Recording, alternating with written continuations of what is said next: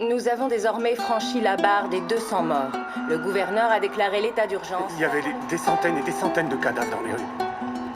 Le monde entier a cédé à la panique lorsque l'Organisation mondiale de la santé a indiqué que les derniers tests de vaccination avaient échoué. Le pouvoir n'étant plus aux mains des bureaucrates, nous allons prendre les mesures nécessaires pour protéger nos Los Angeles est citoyens. désormais la dernière ville à être placée sous loi martiale. Tous les habitants sont priés de se présenter dans leur zone de Les quarantaine. rations hivernales n'ont jamais été aussi maigres. Et les émeutes durent depuis maintenant 3 jours. Un groupe se faisant appeler les Lucioles a revendiqué être à l'origine des 2 attaques. La foule réclame le retour au pouvoir de toutes les branches du gouvernement. Des manifestations ont éclaté après l'exécution de 6 membres présumés des Lucioles. Montrez votre révolte à nos côtés. Quand vous êtes perdu dans l'obscurité, cherchez la lumière. Faites confiance aux Lucioles.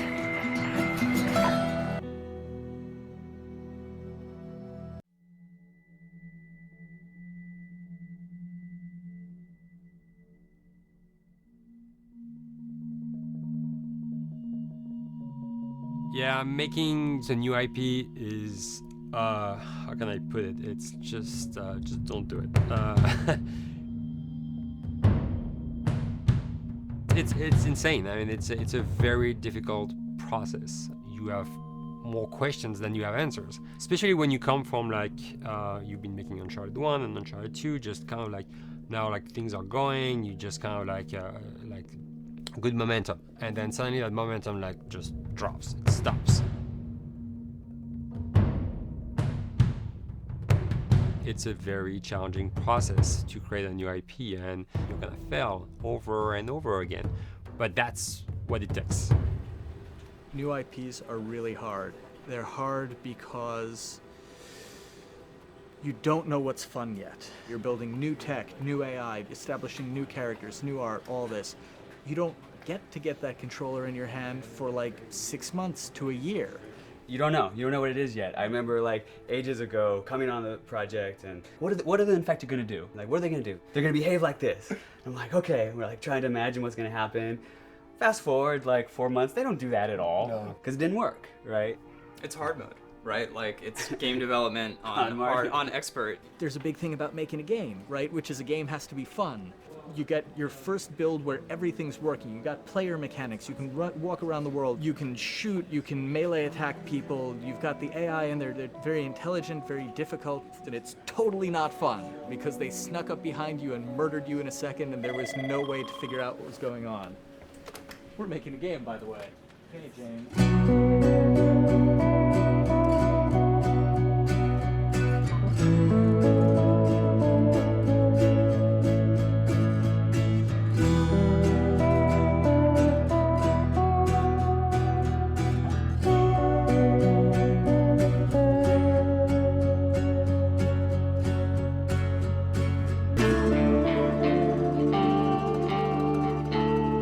The company has grown quite a bit since I started. I think I was the 12th employee or something back when we got started, but we've tried to stay true to those smaller studio roots. I've been here for 16 years. There's just no reason to leave. I just like the environment here. It's very non-corporate. I think the way we work on Dialogue is kind of special because we don't really like hierarchy or bureaucracy, and no one is really just a manager here. Naughty Dog has a very flat structure. We pretty much all report to the co-presidents and the game directors. I always tell people when we hire them, just like, my job is going to be able to trust you, and that's what I want. I want just to give you something and you go with it, and I know it's going to get done. We believe in iteration, we believe in collaboration, and we believe in the people making the game working directly with each other.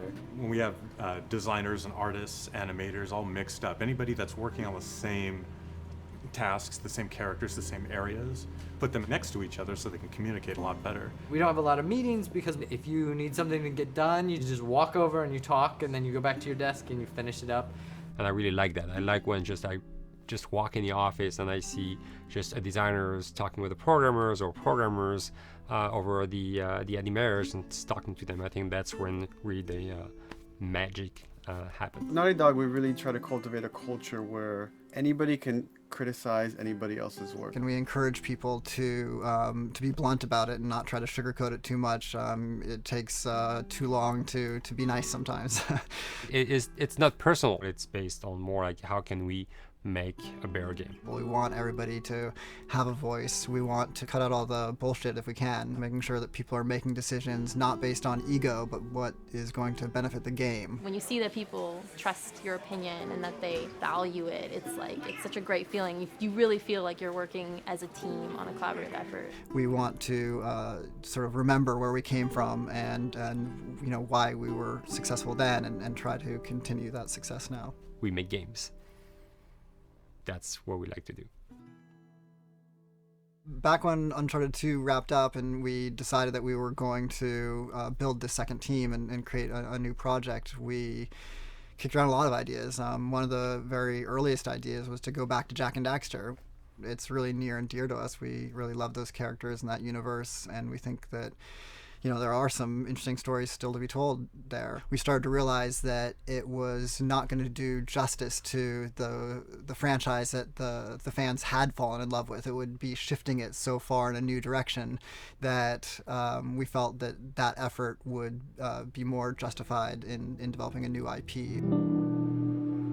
Neil and Bruce came to Christoph and I and said they wanted to do a post-apocalyptic game. I think the core essence of what they wanted to do, though, was to try to tell a story about two people and how their relationship evolved over the course of the entire game. That potential, oh wow, there is something very special about that game.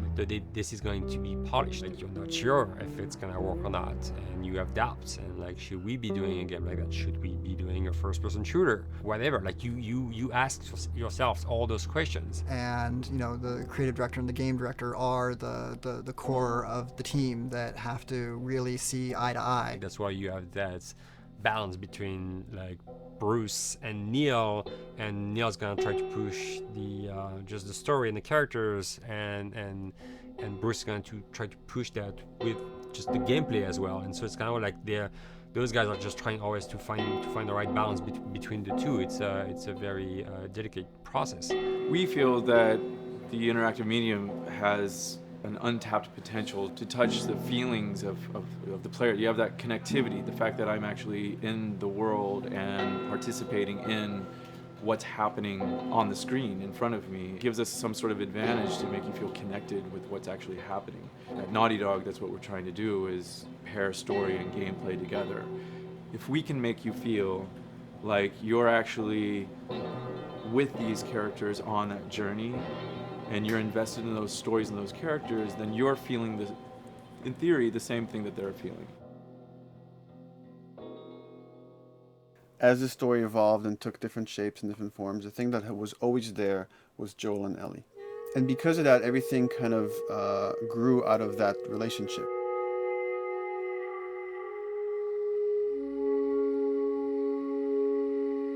We've seen kind of that role of the anti-hero change, especially over the last 3 to 5 years, to where before it was like, the thick-neck mercenary kind of guy. For this game specifically, for this story, we needed something new.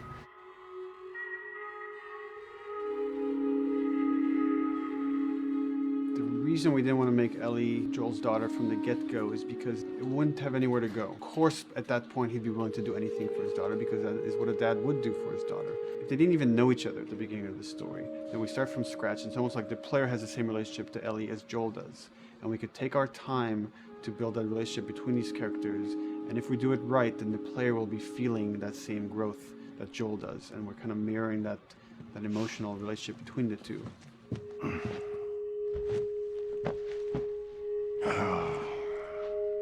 What are you doing? Killing time. Well, what am I supposed to do? I am sure you will figure that out.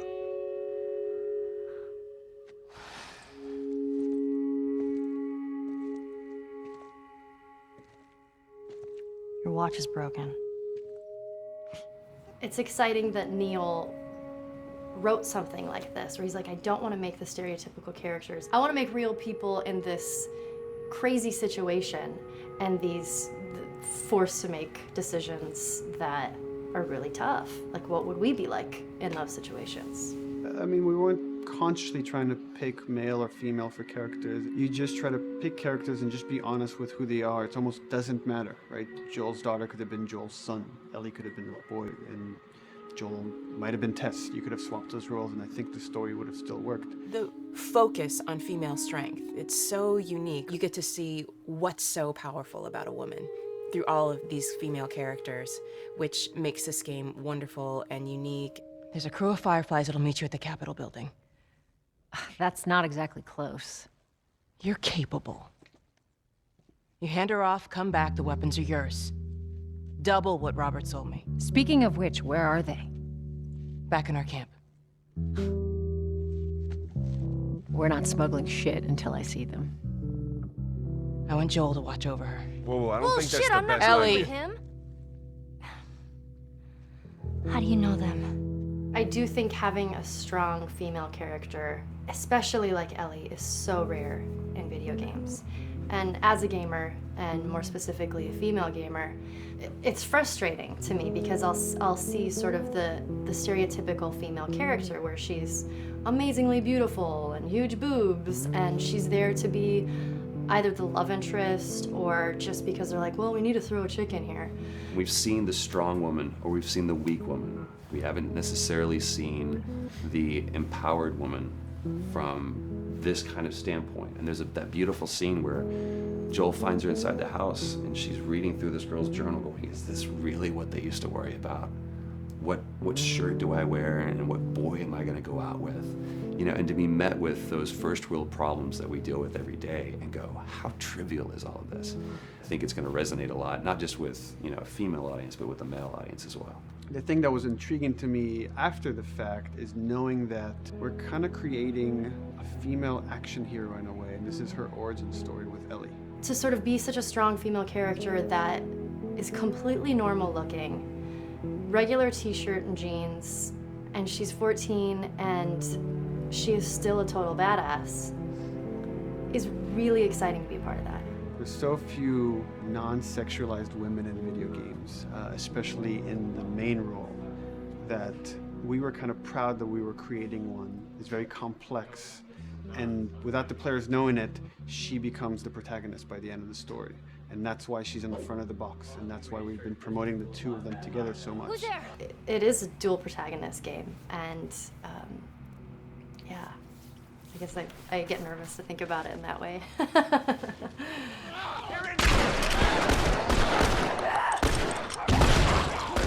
We couldn't talk about it. In fact, in interviews we've been lying about it, saying you never play as Ellie because it was so important for that to be a surprise. Sorry, journalists. Here we go.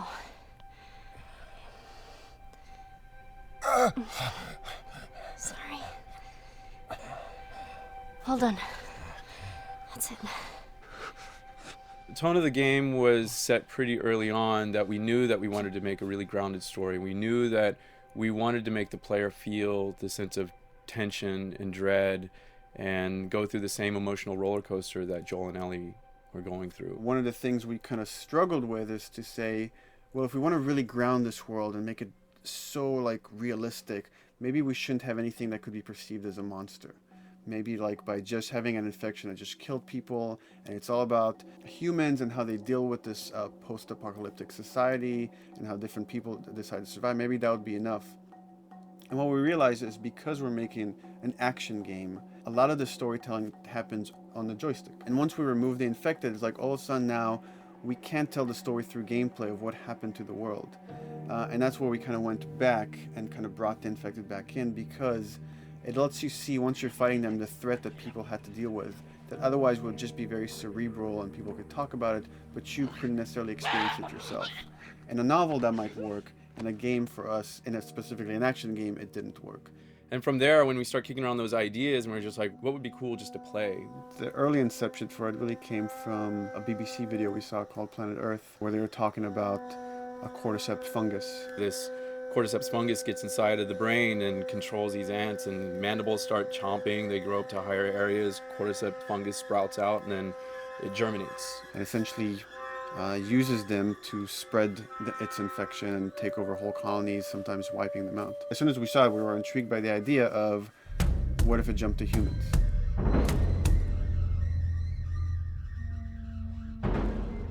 So what would happen? How would people react? What would happen to society?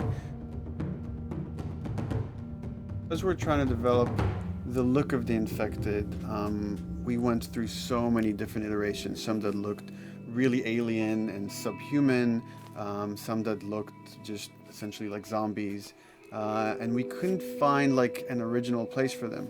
But one of our artists just did this kind of photo mashup where he took a bunch of images of diseases or images of fungal overgrowth, and he kind of mashed it all together and he threw it on this person.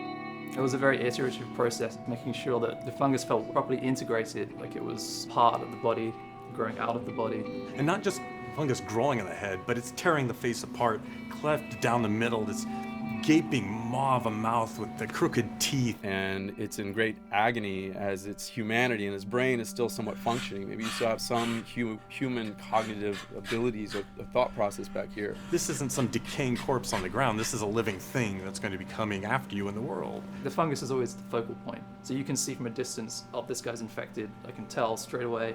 In fungus, they have these beautiful saturated colors, and we really like that conscious of this something so horrific that it's going to like stop at nothing, its relentless force of death, and yet elements of it are beautiful. It's not just about gore.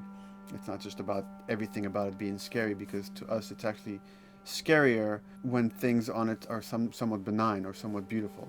It was evident that we were onto something that was quite a bit different and something that we hadn't really seen before, which was eerily human but very disturbing.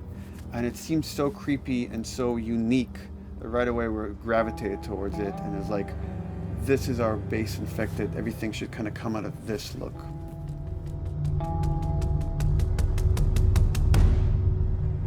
So once we had this idea of the face-splitting kind of look that eventually became what we called the clicker stage. We went to great lengths to create a full biological cycle for these things. So in the early stages, you don't actually see too many signs of the fungus surfacing out of the skin. It's kind of underneath it, like people have lumps starting to show. The eyes will be kind of cloudy or lopsided because the fungus kind of originates inside the head. That moves into the next phase, which is the clicking phase. And if they mess with the eyes, we end up saying, well, how do they get around? Oh, echolocation. And they use a form of echolocation to track down their enemies. Just like bats, or even some blind people can see by making a clicking sound, a sound that on its own wouldn't be very scary. And then to associate it with something that people in this world are very fearful of, so that as you're exploring an environment, all of a sudden you hear this click, and you're seeing everybody just get frightened, just everybody duck, everybody hushes. Great.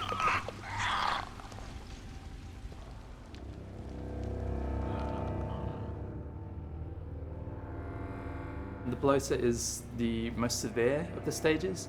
So large pieces of the body has been replaced by these kind of fungal plates. The fungus completely takes over the body and blooms. They're kind of covered in things that have been growing on them. Things like moss and like little life on life kind of. What the fuck is that? Goddamn bloat! When an infected feels like it's going to die, it finds like a dark corner and it becomes part of the environment. The human elements aren't there anymore. And then the body is gone. They lay down and sprout and then spew spores. And if people can breathe those spores, they become infected as well. It all had to kind of make sense of how each stage flowed from one to the other. And that's hopefully how we've created a world that you can kind of look through it and understand the science behind it and say, I could buy this, I could get into this.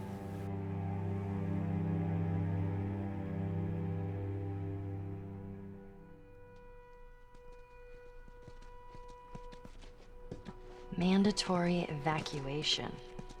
Evacuate to where? What do you think? Quarantine zone. See, some places got a heads up before the infection showed up.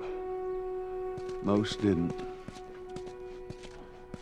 Over the course of Joel and Ellie's journey through this game across America, you find all these different societies, all these different enclaves, and you get to see how do they deal with the infected.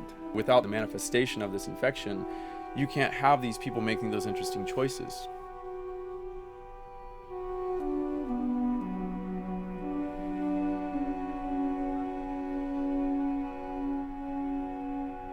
The world we decided was actually its own character, really grounded with a lot of texture. What happens, after 20 years of the fall of man, when no one's taking care of anything?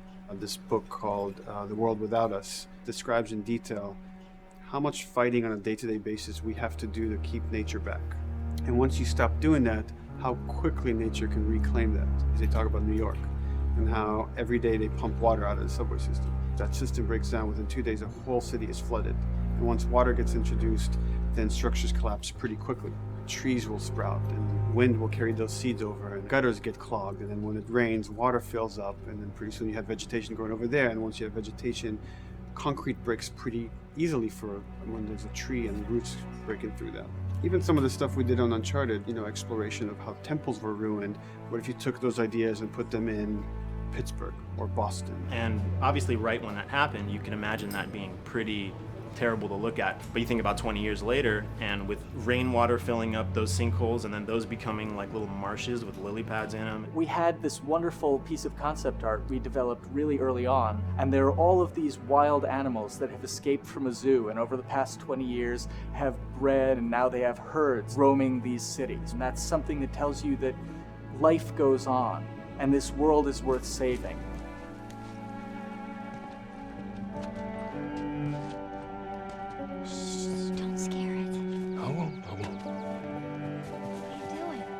There's something really pretty about nature reclaiming its domain once we are gone. So fucking cool. We have another level of OCD of the logic goes into some of these environments. Water damage seeps in, and then that creates some little moss growing on the floor, or a tree radiates energy from its base, and that over time starts to melt the snow around it. And that's the reason why you'd see those like rings of leaves showing through in the snow. That gives it that extra, believability. This is pitch art. I'll try to start with an idea that conveys sort of the feel of the environment. Something like this, very brushstrokey, very painterly. You can see not a lot of detail, just energy and conveying a mood.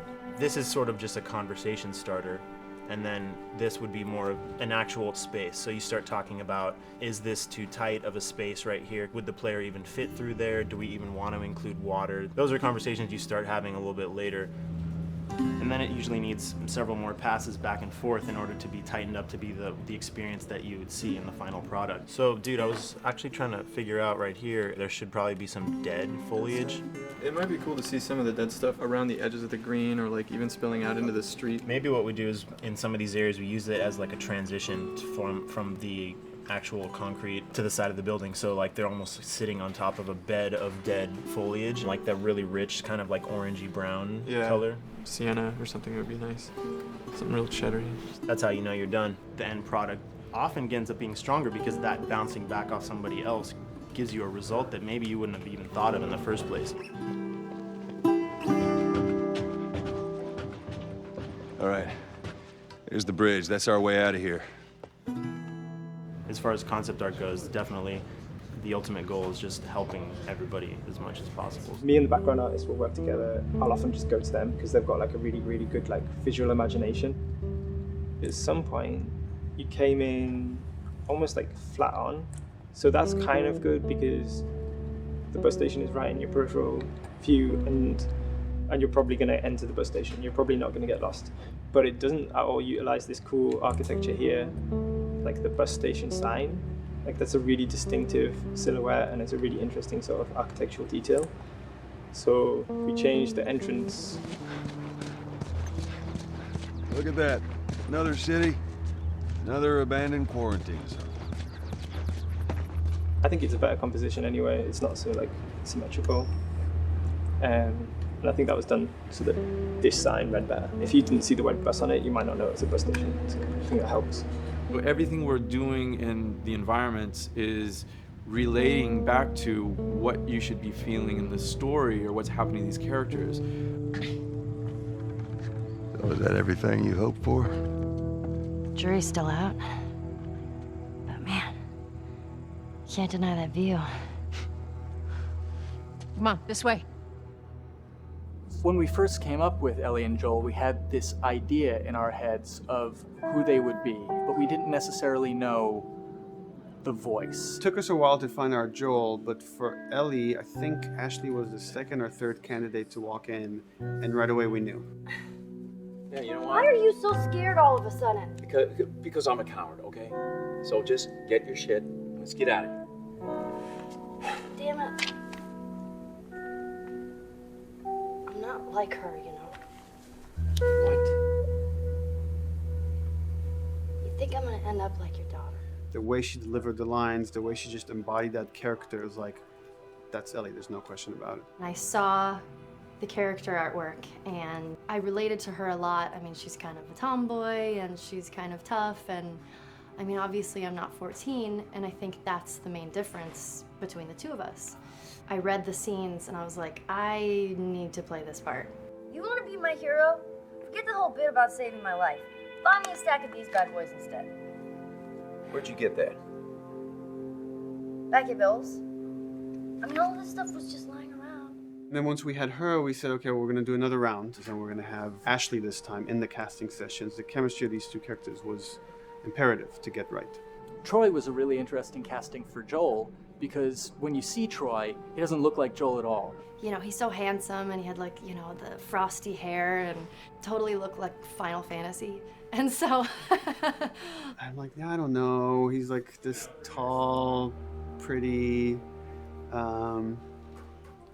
it didn't seem right. I walked into the room fully aware that I was the youngest person that they were seeing for this role. There was a line that was in the audition side that says that Joel has few moral lines left to cross. And so that became the anchor point to the character. But then as soon as he spoke and he had the grit in his voice, warm, yet kind of dangerous. And his movement is just like, you bought into it. Why are you so scared all of a sudden? Because I'm a big coward, okay? Now pack up your shit and let's go. God damn it. I'm not her, you know. What? You think I'm gonna end up like your daughter? Lily, you are treading on some very thin ice right now. It was Ellie and Joel. After he read, it was just like that was it. I've done some video games in the past, but to be handed the mantle of a franchise like this was a pretty big honor. Is she alive? She's alive. She's David's newest pet. Ah! Where? In the town. She's in the town. You mark it on the map. It better be the same exact spot your buddy points to. Neil pulled me aside one day, and he said, I have some ideas. And as you're well aware, Neil is a little twisted. He came up with this character, and I just jumped at it. It was such a departure from everything I've done here for Naughty Dog, to say the least. Name's David. This here's my friend James. We're from a larger group. Women, children. They're all very, very hungry. To be able to put on a voice that, hopefully a lot of people won't know, won't notice that it's even me. Because we didn't want it to be Drake. Drake eating people, that's a whole nother game. How did you put it? Tiny pieces. See you tomorrow, Ellie. Certain voices that I can do wouldn't fit the David's artwork, but he showed me the art, and I said maybe it's something like this, where everything's, it's very quiet, and just, he's not really sure, and the voice can break a little. And he just looked and goes, yeah, that's it. So I'd love to tell you we hashed it over and we talked. No, it just, I looked at the picture and I tried something. He said, yeah. A few weeks back, I sent a group of men out a nearby town to look for food. Only a few came back. And turns out that the others had been slaughtered by a crazy man. And get this, he was with a little girl. You see, everything happens for a reason. Claire. Ashley, she brought humor to it. She just has some really great comedic timing. The way she reacts to the things around the world with a little bit of sarcasm, that teen kind of like trying to get a rise out of you. Now watch your step as you're going out, because it's going to be a little... It just brought a certain levity to the story that the story needed. You didn't even realize it needed it until she started doing some of that stuff. Oh, I'm sure your friend will be missing this tonight. Mm-hmm. It's light on the reading, but it's got some interesting photos. Now, Ellie, that ain't for kids. Whoa! How the hell would he even walk around with that thing? Get rid of that. Well, hold your horses. I want to see what all the fuss is about. Oh, why are these all stuck together? I'm just fucking with you. Bye-bye, dude. Throughout the course of shooting over these past couple of years, Ellie and I have kind of morphed into each other, which I know sounds so cheesy. Neil always asks, he's like, well, what would you do in this situation? I think the most important thing that Ashley brought is a sense of capability to Ellie's character that wasn't there in the beginning. The very first thing we shot involved her being pulled out of a car and attacked, and Joel was supposed to go save her. It was written that Ellie sort of was just kind of watching on the side, just waiting till he was done, and I was a little frustrated because I was like, well, if this were real life, I would do something. We did a couple takes, and at some point she walked up to me and she said, I feel like I'd hit him. So we added in a part, like, right there off the bat, she's not just this damsel in distress. Right there, she wanted to fight back from her very first day of shooting. We didn't have it right initially. She needs to be more capable than initially we thought she would be, and actually that made us go back and rethink combat and rethink a lot of the areas in the game, and now she was going to take a much more active part.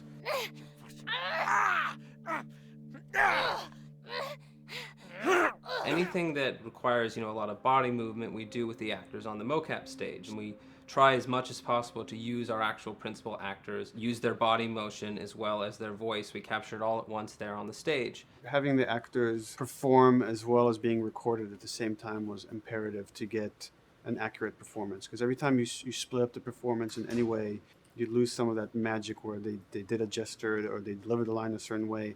And those things have to be in sync, or there's just something subconscious that's like off-putting about the performance when you don't do it that way. You are treading on some mighty thin ice here. I'm sorry about your daughter, Joel, but I have lost people too. You have no idea what loss is. Everyone I have cared for has either died or left me. Everyone fucking except for you. So don't tell me that I would be safer with someone else, because the truth is I would just be more scared. It gives you the most authentic, most realistic performance, because you're actually there, not just making your own choices, but making your own choices based on the other people that are involved in that scene. So you get this truly natural approach to things, and it shows up. It's like theater in the round. You can do anything from any angle, and the smallest, most subtle thing we'll be able to pick up. There's no place to hide. So you have to be as prepared as possible, because you have no idea which moments they're going to use. There are these little improv moments and little nuances that you get that probably isn't scripted, that just comes out of play, while they're performing. That mistake that is just blossomed into a really good idea. Did we improv on The Last of Us? Yes. Yes, we did. Doing this was a whole lot like being 5, playing in the backyard with a stick, and this is my machine gun, and and a pine cone is my hand grenade. It's all your imagination. I'm doing the exact same shit that I did 45 years ago. I just get paid for it now. We square. We're square. And get the fuck out of my town. I don't do a lot of voiceover work, so for me it was nice to be able to work off of your other actors. I can't imagine it working any other way. I'd never done mocap before. I didn't know what to expect. The suits were crazy. Yeah, the suit gave me wedgies. Like, deep wedgies that I had to pick out with my middle finger. Too much information. Just how damn sexy I look in a motion capture suit. I look like 10 pound of sausage in a 5 pound casing in that thing, man. Once you get past the fact that like everybody else and you look like weird clown people with these little dots and stuff, once you like give over to that, it really was pretty easy to make it just feel like you're in the moment and in the scene. Everyone that was on this is a slam dunk. This isn't just another gig to them, and that creates a really cool energy for people to really start experimenting and playing jazz. Floor is yours. And action.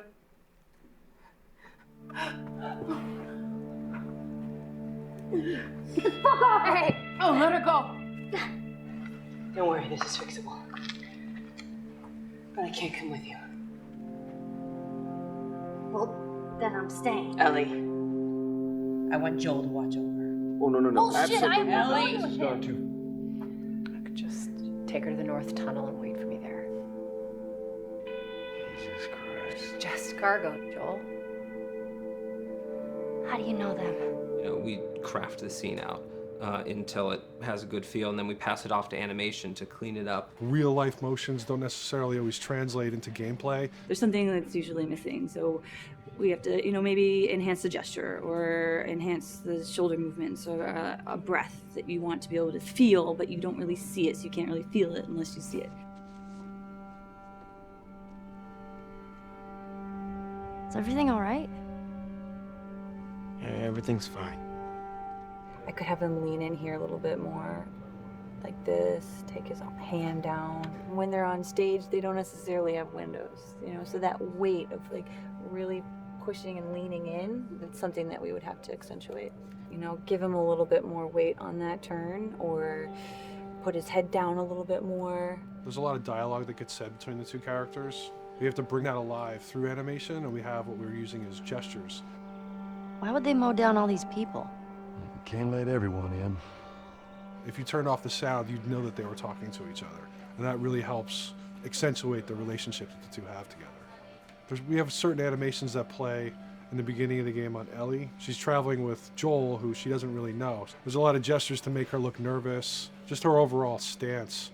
Later on in the game, they develop a relationship through the animation, not just the dialogue. You can see that she's more comfortable around him. If that reads well with the player, then, you know, we're doing our job.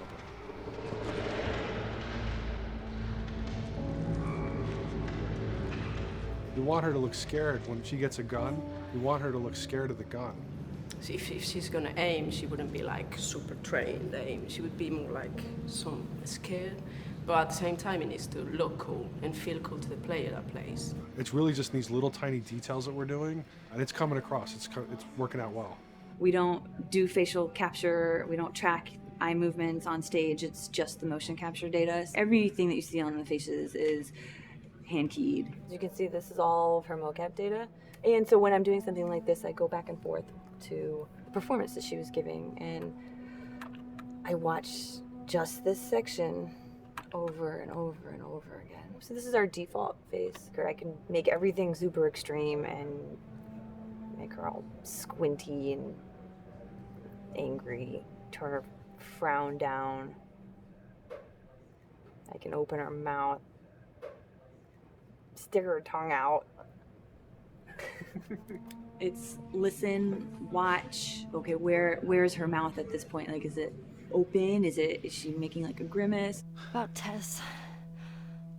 I don't even know. Here's how this thing's gonna play out. You don't bring up Tess. Ever. Matter of fact, we just keep our histories to ourselves. We shoot all of it to just get the body motion, and then we'll do a second pass with the cameras. The scene's playing back on an overhead projector, but it's also playing back on a monitor that's attached to my rig. Sean and I would go to the stage and motion capture the camera, filming the scene, and so he would get a whole wide shot, a whole close-up for the whole scene. You know, you can change your lenses, you can use your standard 35, 85, 50s, whatever, all that sort of live action camera cinematography, you can apply it on stage. We make sure to go back in and add flaws. We keep the confinements of the room so the camera can't go past a certain wall, because then we have this cheated perspective. If the cameraman bumps into the wall, we keep it. You know, missing focus hits when you're pulling focus, going too close to a character and reframing, those little moments in there kind of keeps it very cinema verite. If everything was too perfect, you wouldn't be able to put your finger on it, but you'd be able to feel it. It would just feel off. It's very much about grounding it despite having the option to do whatever we want. Being able to place the cameras anywhere we want after the motion capture gives us both advantages and disadvantages. The biggest advantage is it means that we just have to nail the best performances we can get, and the luxury is that we can always swap it. The 3D world gives you limitless opportunities with cameras and movements, exposures, all that stuff. Most of these cameras are sort of set up like real world cameras. So we have lens, we have f-stop that will create the depth of field. We have aperture to set our film back and all that stuff. A master, and then I have my close-ups, my over the shoulders, sort of just like a live action production. Let's go to camera 30 at the 23.458. Then I get that kind of weird, bend across his back. The closer I bring the camera, the more bend I get, which is, doesn't look right. It looks less cinematic than if I do that, which flattens the whole thing. And I'm trying to also catch Ellie. Like if you scrub a little more, catch her in the back here. So I want a longer lens and that kind of stuff. Since I've only had experience working with live action before I got into video games, it was a kind of a cool adjustment to be able to have this extra flexibility in post, to swap a line of dialogue for something different, even though that's not what the actor said at that time, and to be able to still have a close-up on them while they said it. You get to make it probably more perfect than you could ever make it in live action. How far are we gonna take as far as it needs to go. Where was this lab of theirs? Because our actors are both the voice and their body, they get to play, they get to try things, they get to work with our director to kind of come up with new ideas, or even our director will have a new idea on the spot that wasn't there in the script, but realizing when he sees it, oh, well, this would actually be better, this might feel better. And those changes all just happen organically there on the set. He could even lead straight into his thing. He's like, no shit, yep, Ty, we want to do this. We rented 2 Harleys and drove cross country. Keep it pretty succinct, like we got the bikes, rode them cross country. Cool. It's shocking to me that this is Neil's first time directing. There was a specific tone and a specific approach that Neil and Bruce wanted to take with this. It just came down to there's nobody who knows this story better than you, and then there's nobody that knows these characters better than you. Why don't you just do this? He and I actually had a conversation about it. He says, I think I'm going to try this myself, and I'm not sure. Neil was fantastic. The floor is yours. Okay, so remember, you've been running away from this turret-mounted truck. If you come to this dead end, you're going to look up and see a potential way out. And action. Check it out.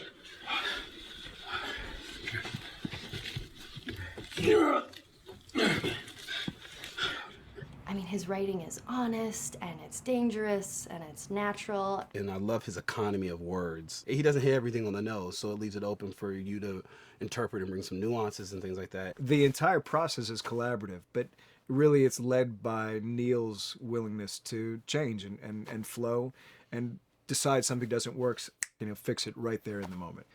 And it is something that's very foreign to the way that TV and film is done now, where everything has been micromanaged by the time you get it to the table read, and no one wants you to change anything, and everything's very precious and has been rewritten with notes from 20 people in suits, and you can't do that just anywhere in entertainment these days. Yeah, I want to make sure. I think I swung too far over to this way, and now it's a little bit of making jokes about it. And I need to bring it back to center a little bit. There's one scene in the game where we see Joel not as a ruthless survivor, but as a father. I knew from the very beginning that he was going to lose his daughter, and I just told Neil, I was like, when that day comes for us to shoot that, I need a heads up. About a week before, he said, it's time. We're going to do that scene. I was like, okay. Because I knew that I was going to have to go to this place that you don't really want to go to as an actor. You want to find some aspect of reality that you can empathetically draw from, Troy and I were both kind of just like walking around for a while and just kind of getting into the zone. And well, my grandpa died when I was 8. He was like my dad, and so that's always what I use to get into that place. I started recalling all those memories and starting pulling up all those feelings, and they're just right underneath the surface. When I walked back in, everyone realized that something was different. They kind of calmed down, You could feel the energy just drop a little bit more. It It was brutal. I lose my shit. I mean, just completely break down. Don't do this, please, God, no.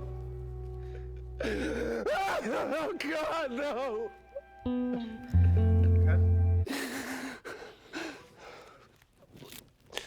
The soundstage was deathly still. It was the first take, and I felt really good about it. And it's like Neil said, okay, let's do it again.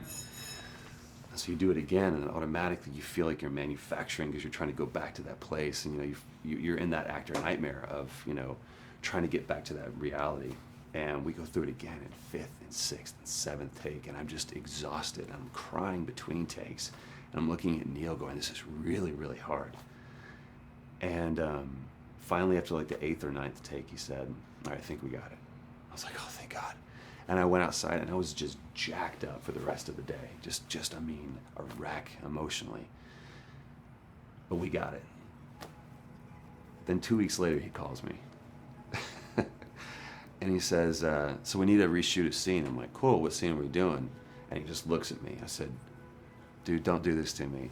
And you can either at that moment throw your hands up in the air and say, fuck this, and walk away. Or you can say, okay, this is an opportunity to get it more right. I'm like, okay, all right. If you don't think you got it, I'm going to show you that you got it. We've got it in the can. And so we go through it again, and it just feels fake. It feels artificial.